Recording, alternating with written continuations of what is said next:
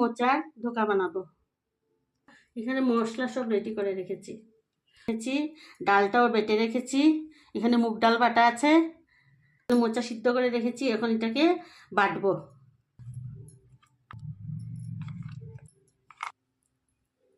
এখন মোচাটা গ্রাইন্ড করে নিয়েছি, এখন এটা ডালের সাথে দিয়ে দেব।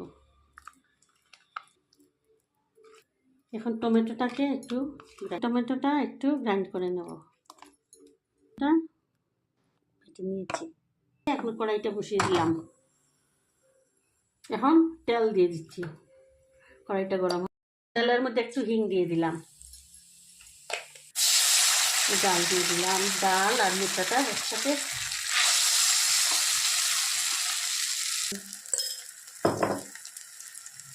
অল্প হলুদ গুঁড়ো দিয়ে দিলাম।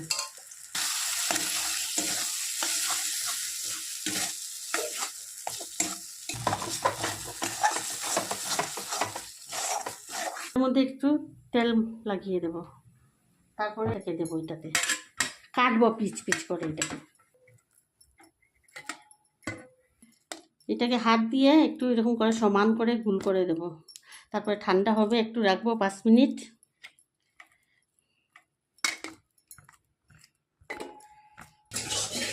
এখন এটা হয়ে গেল পিচ পিচ করে। এই যে এইভাবে দেখাবো আপনাদেরকে দেখুন কীভাবে উঠবে।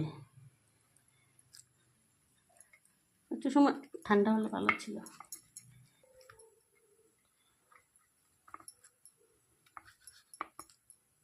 কি সুন্দর হয়েছে।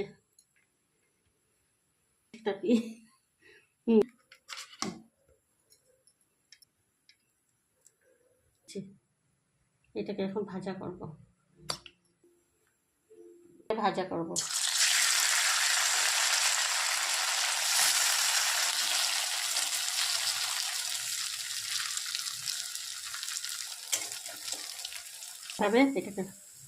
ভাজবো। হয়ে গেছে এটা। এখন এটা ভেজে নিচ্ছি। হয়ে গেছে, উঠিয়ে নিচ্ছি। আবার এখন ধোকাগুলো সব ভাজা হয়ে গেছে। ধোকাগুলো কি সুন্দর আছে দেখেছেন? এই যে আপনারাও বানিয়ে খাবেন। এখন এই কড়াইটাতে বসিয়ে দিয়েছি, ভাজার কড়াইটাতে একটা শুকনো লঙ্কা দিয়ে দিলাম। এটা তেজপাতা, এই যে 5 ফোড়ন দিয়ে দিলাম। এখন টমেটোর পেস্ট, লঙ্কার গুঁড়া, এটা আদা বাটা,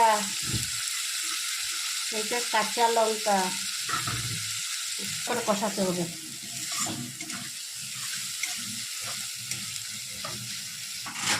নুনটা দিয়ে দিচ্ছি। বড়াতে হলুদ রাখছি। কষানো হয়ে গেছে,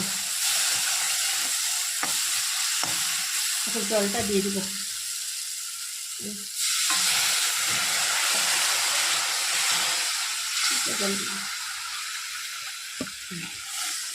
এটা ফুটে গেলে বড়াগুলো দিয়ে দিব এটাতে। তারপরে ঘি দেবো, গরম মশলা দেবো। এই যে বড়াগুলো দিয়ে দিলাম।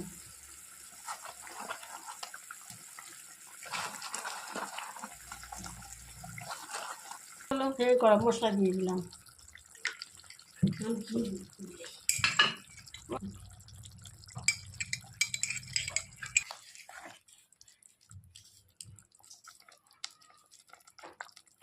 একটু ফুটে গেলে নামিয়ে দেবো। এই যে হয়ে গেছে তরকারিটা, দেখুন কি সুন্দর, খেতেও দারুণ হবে।